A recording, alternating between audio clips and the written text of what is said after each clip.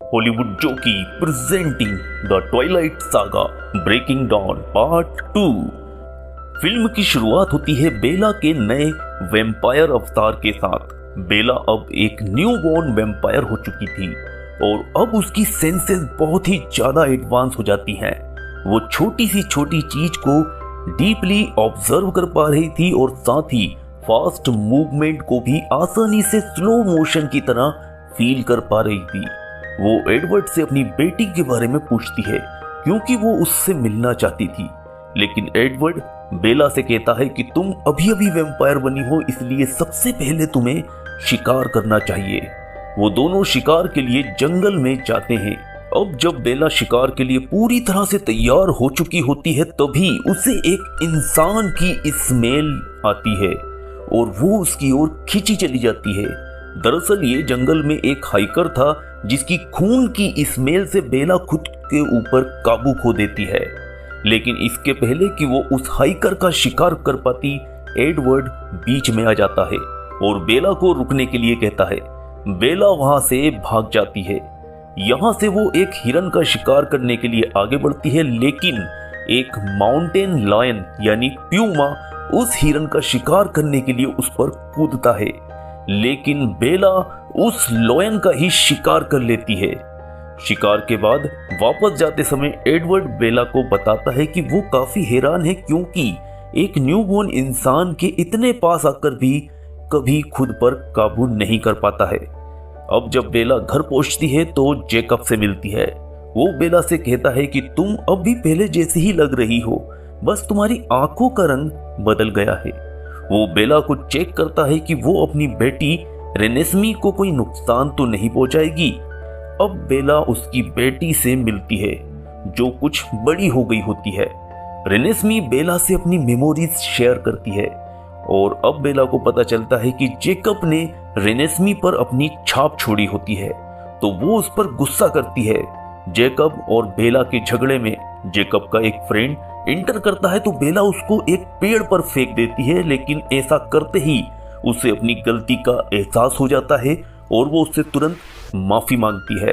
दरअसल बेला भी एक न्यूबॉर्न वैम्पायर थी, इसलिए उसकी पावर इतनी ज्यादा थी और वो इसके बारे में पूरी तरह से जानती भी नहीं थी। अब आगे दिखाया जाता है कि कलिंस फैमिली बेला, एडवर्ड और रेनेस्मी के लिए एक कॉटेज तैयार करती है और उनको एज ए गिफ्ट दे देती है। बेला और एडवर्ड अपने नए घर को पाकर काफी खुश थे।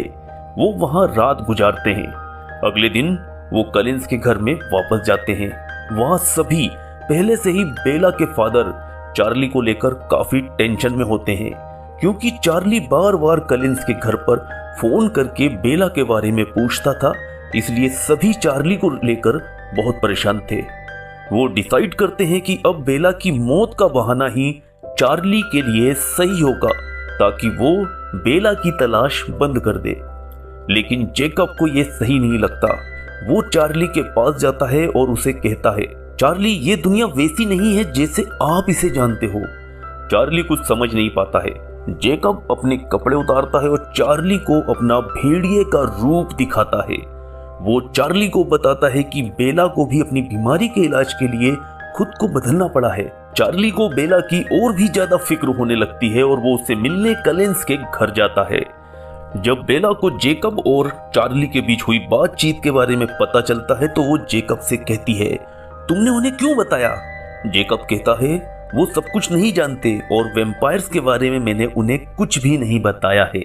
बस एक बार उनसे मिल लो ताकि उनके दिल को सुकून मिल सके। बेला तैयार हो जाती है। बाकी कलिंस उसको बताते हैं कि उसे कैसे चार्ली से मिलना है। दरअसल वैम्पायर में ट्रांसफॉर्म होने के बाद से बेला अब तक किसी भी इंसान से नहीं मिली होती है और अब तक उसने अपनी बॉडी और प्यास को भी कंट्रोल नहीं किया होता है। अब बेला चार्ली से मिलती है, जहां चार्ली बेला से कुछ प्रश्न पूछता है, जिस पर बेला चार्ली से कहती है कि मैं ठीक हूं और अगर आप चाहते हैं मैं कलिंस के साथ यहाँ और रुकूं तो आपको मुझ पर विश्वास रखना होगा और जितनी इंफॉर्मेशन हम आपको बताएं उतनी ही मानना पड़ेगी। चार्ली मान जाता है। इसके बाद बेला और एडवर्ड चार्ली को रेनेस्मी से मिलवाते हैं। वो चार्ली को बताते हैं कि उन दोनों ने इसे गोद लिया है, लेकिन चार्ली रेनेस्मी की आंखों को देखकर समझ जाता है, लेकिन कुछ नहीं बोलता है। अब चार्ली के जाने के बाद बेला बहुत खुश होती है, क्योंकि अब उसने खुद पर काबू रखना सीख लिया होता है। वहीं अब आगे दिखाया जाता है कि सैम और जेकब में भी समझौता हो जाता है। रेनेस्मी की बॉडी ग्रोथ बहुत फास्ट होने के कारण कलिंस बहुत परेशान थे। वो डिसाइड करते हैं कि वो ब्राजील के टिकोना कबीले के वैम्पायर से इसके बारे में पता करेंगे, क्योंकि उन्हें लगता है कि जिस स्पीड से वो बढ़ रही है उसकी उम्र इंसानों से भी कम हो सकती है, और टिकोना के पुराने लोग ही इस बारे में कंप्लीट इंफॉर्मेशन दे सकते हैं। कुछ महीनों के बाद कलिंस की पहचान वाली एक वैम्पायर इरीना फॉक्स में आती है, जहां वो दूर से ही रेनेस्मी को देखती है। वो उसे देखकर समझती है कि कलिंस ने एक बच्चे को वैम्पायर में बदल दिया है। वो वहां से भाग जाती है। बेला इरीना का पीछा करती है, लेकिन तब तक वो वहां से जा चुकी होती है। इरीना यहां से सीधा इटली जाकर वोल्टुरी को इन्फॉर्म करती है कि कलिंस ने कुछ गलत किया है। उन्होंने एक बच्ची को वैम्पायर में बदला है। वोल्टुरी ग्रुप का लीडर एरो इससे खुश था, क्योंकि वो कलिंस में से एक को अपने पास रखना चाहता था, और वो थी एलिस, क्योंकि उसके पास फ्यूचर को देखने की शक्ति थी जो वोल्टुरी ग्रुप में किसी के भी पास नहीं थी। वहीं कलिंस के घर में एलिस को फ्यूचर दिखाई देता है, जिसमें वो पूरे वोल्टुरी ग्रुप को फॉक्स में देखती है। अब सभी कलिंस समझ जाते हैं कि इरीना भागकर कहां गई थी, और वो ये भी समझ जाते हैं कि एरो एलिस को अपने ग्रुप में लेना चाहता है, इसलिए वो अब हम पर हमला करने वाला है। कार्लाइल डिसाइड करता है कि वो अपने जानने वालों को सारी सच्चाई सबूत के साथ बताएंगे और ज्यादा से ज्यादा गवाह इकट्ठे करेंगे, जो रेनेस्मी की पैदाइशी वैम्पायर होने की गवाही एरो को दे सकें, ताकि पीसफुली इस मैटर को समाप्त किया जा सके। अगले दिन एलिस जेस्पर के साथ घर से कहीं चली जाती है। वो उनके लिए एक मैसेज छोड़कर जाती है, जिसमें लिखा था कि तैयारी कर लो, वो यानी वोल्टुरी बर्फ जमने के बाद आएंगे।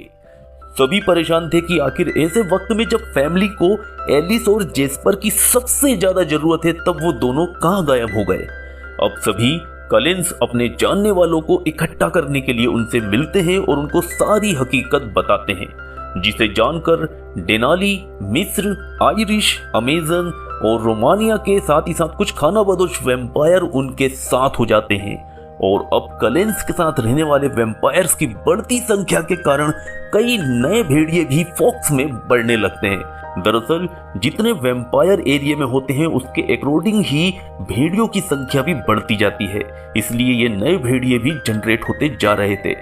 अब कलिंस के घर पर आए मेहमानों में से एक बेला को बताता है कि उसके पास शील्ड का पावर है, जो बहुत ही रेयर होती है। दरअसल बेला के पास जो शील्ड पावर थी वो उसके जरिए किसी को भी कवर दे सकती थी, और इसी शील्ड के कारण ही कोई भी बेला का ना ही माइंड रीड कर पाता था और ना ही उस पर कोई पावर काम करता था। अब बेला अपनी शील्ड के पावर को बढ़ाने और कवर देने की प्रैक्टिस करती है। जब बेला घर में जाती है तब बेला को एक क्लू का पता लगता है, जिसे एलिस ने बेला के लिए छोड़ा था, क्योंकि बेला का माइंड कोई भी रीड नहीं कर सकता था। क्लू में बेला को एक वकील से मिलने के लिए कहा गया था। ये वकील कलिंस के लिए जाली डॉक्यूमेंट बनाने का काम करता था। जब बेला उस वकील से मिलती है तो वो बेला को रेनेस्मी और जेकब के आईडी, पासपोर्ट और ड्राइविंग लाइसेंस देता है, जो एलिस ने बनवाए थे। इन डॉक्यूमेंट्स को देखते ही बेला समझ जाती है कि होने वाले युद्ध में रेनेस्मी बच जाएगी, लेकिन बाद में वो और एडवर्ड उसकी बेटी के साथ नहीं होंगे, यानी वो भी इस वॉर में मारे जाएंगे। बेला घर आकर एक बैग में ये सारे डॉक्यूमेंट्स और कुछ पैसे रखती है, जिससे जेकब और रेनेस्मी को वहां से जाने पर कुछ टाइम तक कोई प्रॉब्लम ना हो। साथ में वो अपनी बेटी के लिए एक लेटर भी लिखती है और उसमें रख देती है, ताकि वो जान पाए कि आखिर क्यों वो उसके साथ नहीं है। अब लड़ाई की एक रात पहले कलिंस और उनके साथी बॉनफायर जलाते हैं, जहां सभी अपनी वॉर हिस्ट्री के बारे में बताते हैं। एडवर्ड कार्लाइल से कहता है, मैंने तुम्हारा कभी शुक्रिया अदा नहीं किया अपनी इस जिंदगी के लिए।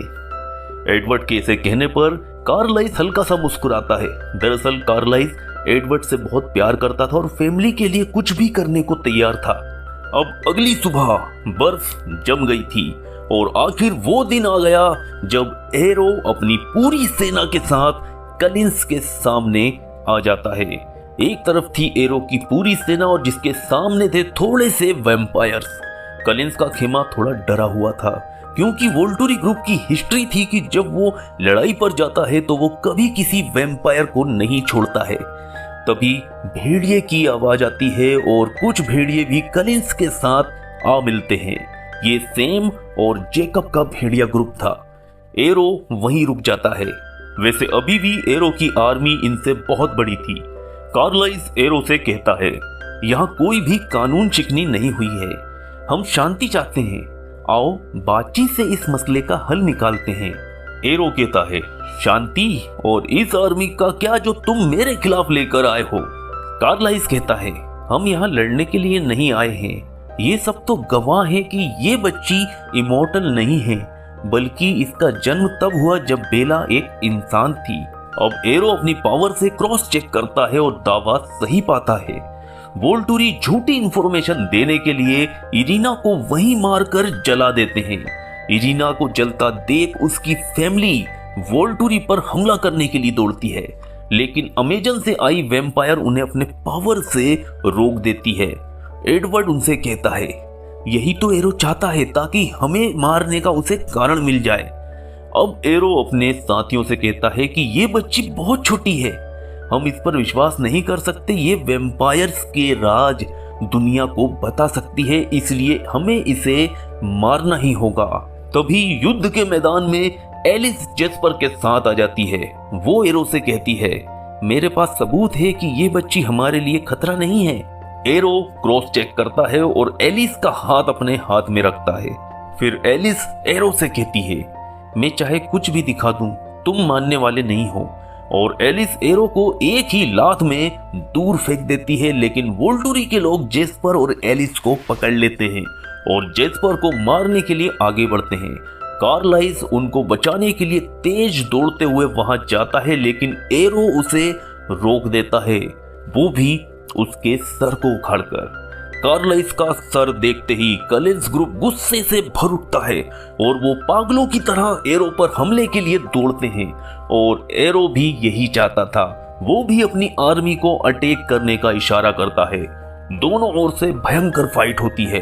इस जंग में जेस्पर, कई भेड़िए और भी कई वैम्पायर्स मारे जाते हैं, लेकिन एरो को जिन वैम्पायर्स की पावर पर बहुत भरोसा था वो भी इस जंग में एक एक करके खत्म हो जाते हैं। वहीं युद्ध के मैदान से रेनेस्मी को बाहर लेके जाने की जिम्मेदारी अब जेकब को दी जाती है। एरो एक वैम्पायर को उनके पीछे भेजता है, लेकिन जेकब उसके टुकड़े करके वहां से आगे बढ़ जाता है और रेनेस्मी जेकब के साथ सेफली निकल जाती है। अब एरो गुस्से में खुद आगे बढ़कर हमला करता है।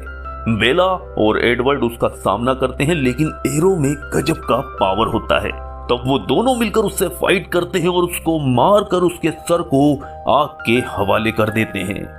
अचानक जैसे एरो की नींद खुल जाती है और अपनी मौत का मंजर देखकर एरो घबरा जाता है और आगे का फ्यूचर देखना छोड़ देता है। दरअसल एरो एलिस के जरिए फ्यूचर देख रहा होता है, जहां से अब आगे क्या होगा इन सब की वो झलक पा चुका होता है। अब वो जान गया था कि अगर वो कलिन से लड़ेगा तो सब के सब मारे जाएंगे, साथ ही साथ वो भी मर जाएगा। इसलिए अब वो घबराकर लड़ाई नहीं करने का फैसला लेता है, लेकिन उसके इस फैसले से बाकी वोल्टुरी बहुत खफा होते हैं। इस पर कलिंस सबूत के तौर पर एक वैम्पायर को पेश करते हैं जो रेनेस्मी की तरह ही इंसानी कोख से पैदा हुआ होता है। वो एरो के सामने आता है और बताता है कि मैं इमोर्टल नहीं हूँ। 7 साल की उम्र में मैं पूरा जवान हो गया था और अभी मेरी उम्र 150 साल है। बेला और एडवर्ड उसकी उम्र सुनकर रेनेस्मी के लिए खुश थे। एरो अपनी सेना के साथ भारी मन से वहां से वापस चला जाता है और ये वॉर होने से पहले ही एलिस के कारण खत्म हो जाती है।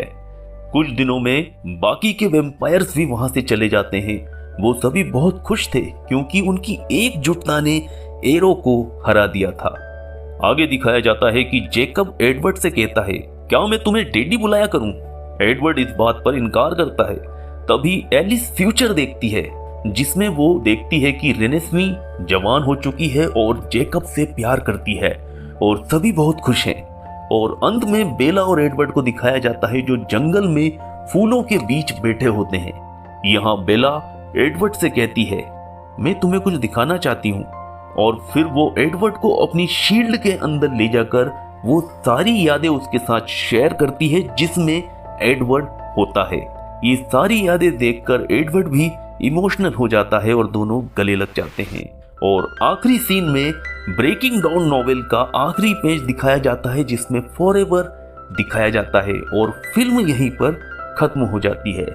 मुझे उम्मीद है कि आपको ये पूरी सीरीज बहुत ही अच्छी तरह पसंद आई होगी। अगर पसंद आई है तो लाइक जरूर कीजिएगा, साथ ही अपने रिएक्शन कमेंट में भी जरूर दीजिएगा। तो मिलते हैं आपसे अगली शानदार मूवी के साथ। Thanks for watching.